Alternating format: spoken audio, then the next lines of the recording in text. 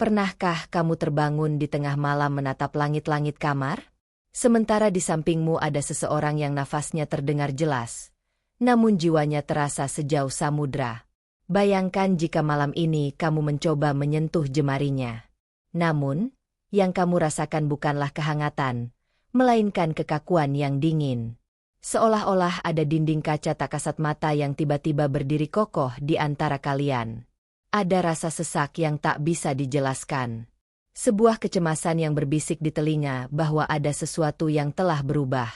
Kamu merasa kurang puas, kamu merasa bingung, dan kamu mulai bertanya-tanya. Apakah aku masih menjadi pelabuhan terakhirnya ataukah aku hanya sekadar tempatnya singgah untuk sementara?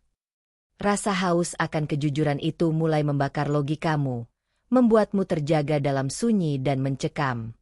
Selamat datang kembali di kanal Seni Memikat bersama saya Tante Vera. Di sini kita tidak hanya berbicara tentang cinta tapi tentang seni memahami lapisan terdalam dari hati manusia. Masalah yang akan kita bedah hari ini mungkin terasa berat.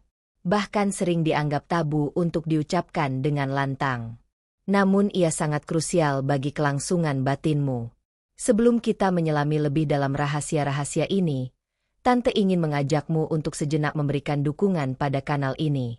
Cukup tekan tombol subscribe dan nyalakan loncengnya agar energi hangat dari komunitas ini bisa terus sampai kepadamu. Mari kita bangun ruang diskusi yang sehat dan penuh empati. Karena setiap cerita yang kamu bagikan adalah pelajaran bagi kita semua.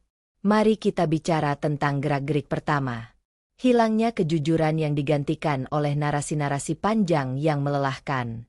Analoginya, kejujuran adalah benang lurus yang menghubungkan dua hati. Namun, saat seorang istri mulai membiarkan orang lain masuk, benang itu mulai kusut menjadi labirin yang membingungkan.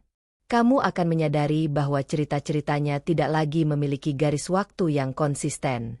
Ia mulai mengarang detail itil kecil yang sebenarnya tidak perlu hanya untuk menutupi satu celah besar. Mengapa ini terjadi? Secara psikologis, ini adalah bentuk pertahanan diri untuk menjaga zona nyaman yang baru ia temukan. Ia tidak lagi memberikan jawaban yang lugas. Sebaliknya, ia memberikan penjelasan yang berbelit-belit seolah sedang membacakan naskah drama. Kamu akan merasa ada yang off. Sebuah intuisi laki-laki yang jarang berbohong. Ketika kamu bertanya tentang hal sederhana, reaksinya mungkin berlebihan atau ia justru memberikan detail yang terlalu sempurna hingga terasa tidak alami. Ingatlah, dalam sebuah hubungan yang sehat, kebenaran tidak butuh usaha besar untuk dijelaskan. Namun di dalam labirin ini, setiap kata adalah batu bata yang ia susun untuk membangun benteng pemisah antara dunianya yang baru dengan dunianya bersamamu.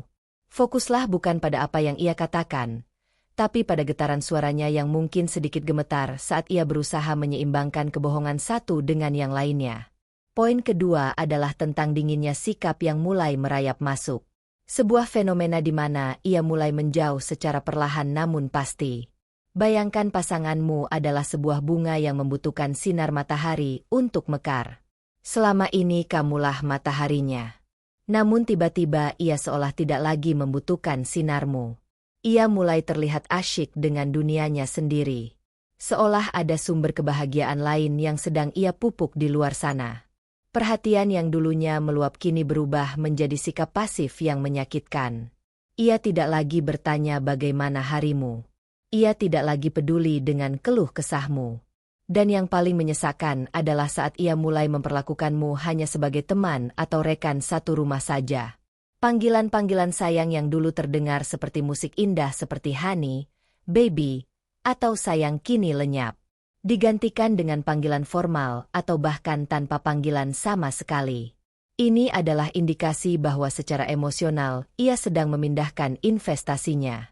Ia merasa sudah memiliki sosok lain yang memberikan validasi dan pujian yang ia butuhkan. Perasaanmu akan terasa hampa seperti memeluk bayangan. Ia ada secara fisik, namun secara psikis ia sedang berada di pelukan percakapan dengan orang lain. Perubahan ini seringkali dilakukan secara halus agar tidak memicu konflik instan. Namun dampaknya merusak fondasi kepercayaanmu secara perlahan. Kamu akan merasakan kehadirannya seperti embun yang cepat menguap saat matahari terbit. ada tapi tak bisa digenggam.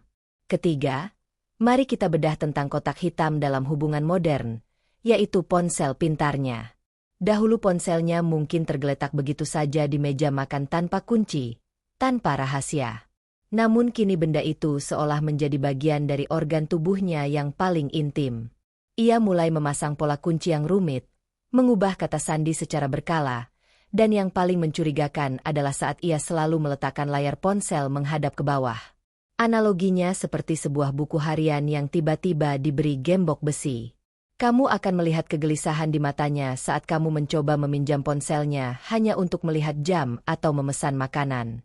Ada lonjakan kecemasan yang terpancar dari gerak tubuhnya. Sebuah tanda bahwa ada percakapan, foto, atau jejak digital yang tidak boleh kamu sentuh sedikit pun. Secara sains, ini berkaitan dengan adrenalin. Rasa takut ketahuan menciptakan dorongan untuk menjadi sangat waspada. Ia mungkin akan membawa ponselnya bahkan ke dalam kamar. Mandi atau menghabiskan waktu berjam-jam tersenyum sendiri menatap layar di tengah kegelapan malam. Saat kamu bertanya, ia akan menjawab dengan ketus atau defensif. Ini urusan privasi. Namun ingat, privasi dalam pernikahan bukanlah tentang menyembunyikan orang lain, melainkan tentang menjaga rahasia bersama. Ketika rahasia itu hanya milik satu orang, maka ada bagian dari koneksi kalian yang telah dicuri oleh orang lain. Poin keempat adalah transformasi fisik yang mendadak dan terasa tidak biasa. Tentu merawat diri itu baik. Namun ada perbedaan energi antara merawat diri untuk kebahagiaan bersama dengan merawat diri untuk memikat seseorang yang baru. Perhatikan jika ia tiba-tiba sangat terobsesi dengan bentuk tubuh, mengganti gaya rambut yang jauh berbeda dari seleramu biasanya, atau mulai mengoleksi pakaian dalam yang lebih berani yang jarang ia tunjukkan kepadamu di momen hangat. Ia sedang dalam fase mematut diri di depan cermin. Seolah-olah ia kembali menjadi gadis remaja yang sedang jatuh cinta untuk pertama kalinya. Analoginya seperti musim semi yang datang di waktu yang salah.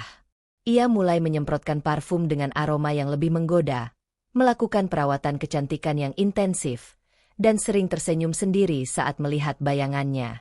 Mengapa ini terasa mengganjal? Karena tujuannya bukan lagi untuk menyenangkan hatimu, melainkan untuk mendapatkan pengakuan dari mata yang lain. Secara psikologis, ini disebut sebagai upaya meningkatkan sexual market value untuk menarik perhatian target barunya. Kamu akan merasa seperti penonton di barisan belakang dalam pertunjukan kecantikannya sendiri. Fokusnya bukan lagi pada kenyamanan bersamamu, tapi pada bagaimana ia terlihat sempurna di kamera ponselnya, atau saat ia melangkah keluar pintu rumah. Keindahan itu tidak lagi terasa hangat bagimu, melainkan terasa seperti pameran yang dingin. Mari kita masuk ke area yang paling sensitif. Momen hangat di dalam kamar. Ini adalah bagian di mana tubuh tidak bisa berbohong meski lidah mencoba bersandiwara. Ada dua kemungkinan yang ekstrim. Pertama, ia menjadi sangat dingin dan tidak bergairah sama sekali. Ia seolah melakukan kewajibannya sebagai istri hanya dengan raga tanpa jiwa. Sentuhanmu tidak lagi memicu reaksi kimia dalam tubuhnya karena tangki emosionalnya sudah terisi penuh oleh orang lain. Ia merasa kenyang secara psikis sehingga tidak lagi lapar akan sentuhanmu. Kemungkinan kedua adalah sebaliknya.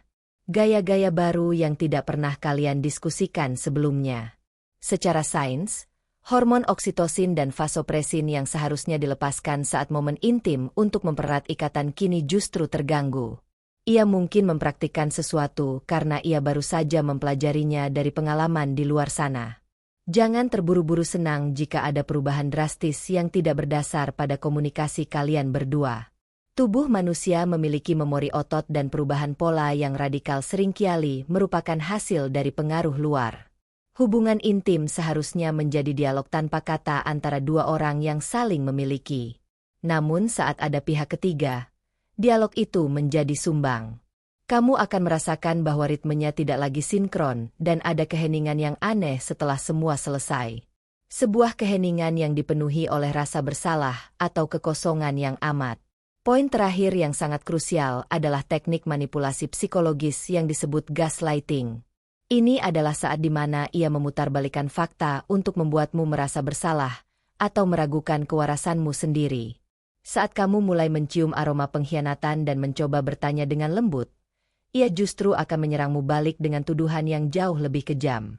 Ia akan berkata bahwa kamulah yang terlalu posesif, kamulah yang kurang perhatian, atau bahkan menuduhmu sedang berselingkuh agar perhatian beralih darinya. Analoginya seperti seseorang yang mencuri namun berteriak maling pada korbannya.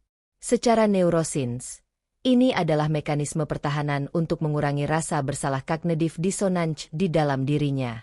Dengan menyalahkanmu, ia merasa memiliki alasan yang sah untuk melakukan kesalahannya.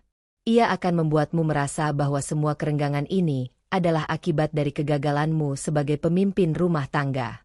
Kamu akan dibawa ke dalam sebuah kebingungan mental yang hebat di mana kamu mulai meminta maaf atas kesalahan yang tidak pernah kamu lakukan. Waspadalah sayang. Jika ia mulai menyerang karaktermu saat ditanya soal fakta itu, adalah tanda bahwa ia sedang menyembunyikan sesuatu yang besar di balik kemarahannya yang meledak-ledak. Kemarahan itu bukan karena benci, tapi karena ia takut rahasianya terbongkar. Terima kasih telah bertahan hingga detik ini bersama Tante Vera. Ingatlah satu hal yang paling mendasar. Hubungan yang kuat bukan berarti tidak pernah menghadapi badai, melainkan tentang dua orang yang sepakat untuk tidak saling melepaskan tangan saat ombak menerjang. Namun jika kamu merasa sedang memegang tangan seseorang yang jiwanya sudah melepaskanmu sejak lama, jangan siksa dirimu dalam ketidakpastian. Kejujuran memang menyakitkan untuk sesaat, tapi kebohongan akan menghancurkanmu selamanya. Bahwa kebahagiaan di atas tempat tidur hanyalah pantulan dari kejujuran yang kalian bangun di meja makan. Jika rumahmu terasa dingin, mulailah dengan menyalakan api komunikasi, bukan dengan mencari kehangatan di rumah orang lain.